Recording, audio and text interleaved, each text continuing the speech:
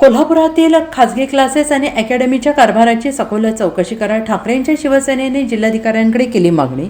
शिवसेना उद्धव बाळासाहेब ठाकरे पक्षाने नीट पेपरफुटीमुळे उद्भवलेल्या अपयशावर गंभीर निषेध नोंदवत कोल्हापूरमधील खासगी क्लासेस आणि अकॅडमीच्या कारभाराची सखोल चौकशी करण्याची मागणी केली.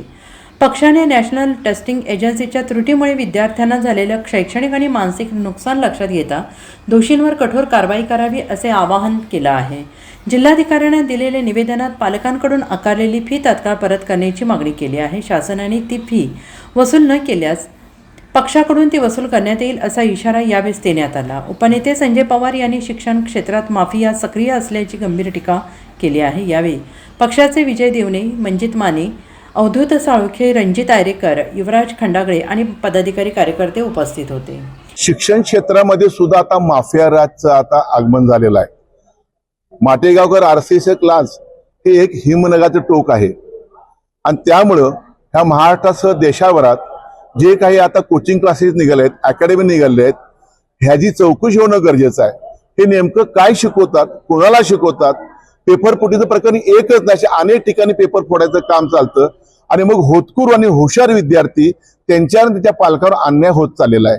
आणि जर त्यांच्याकडे नुसता पैसा आहे, ते जर पुढे मोठे डॉक्टर इंजिनियर होणार असतील खोटे नाटक करून पेपर फोडून, तर मग खऱ्या विद्यार्थ्यावर अन्याय होत आहे.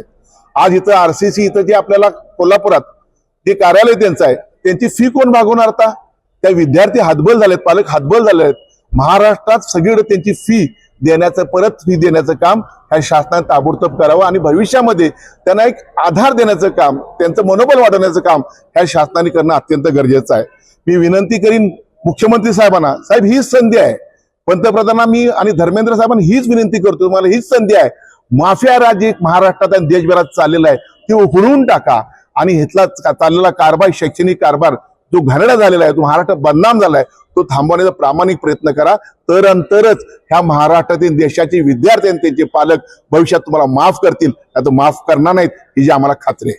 सेटचा पेपर पण फुटल्याचं तुम्ही ते सेटचा पेपर सुद्धा फुटला. ही लागण नुसती देशभरात झालेली नाही, ते कोल्हापूरचा शिवाई विद्यापीठमध्ये सेटचा पेपर फुटलेला आहे.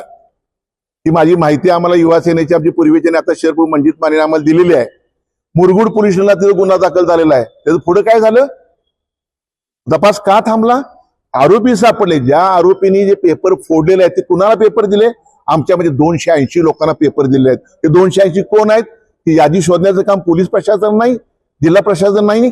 आम्ही पुढच्या आठवड्याच ते क्षीरसागर साहेबांनी तपास कोणत्या दिशेने केला, तपास का थांबला, त्या पीआयने तपास काय केला, का नाही तपास केला, कोण ह्यात आहेत? शिवाय विद्यापीठातले वर्तमानपत्रांनी तुमच्या माध्यमातून आम्हाला समजतंय की ही लोक ह्यात अडकलेली आहेत. का त्यांच्यावर कारवाई झालेली नाही अजून? ती कारवाई होणं गरजेचं आहे. आणि मगाही सांगितल्याबरोबर समूळ नष्ट माफिया राज, पैसे खाणारे, पेपर फोडणारे यांना कायमचे अद्दल घडवण्याचं काम शासनाने करावं. नाही तर ती परिस्थिती जर कायदा हातात वेळ आम्हाला घ्यायला लागला तर आम्ही कायदा हातात घेऊ, परंतु कुठल्याही एका चांगल्या विद्यार्थ्याचं आणि पालकाचं नुकसान होणार नाही ही आमची भूमिका आहे.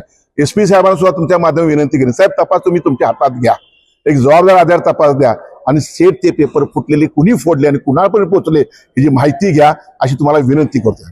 Bureau report, SBN Marathi, Sangli.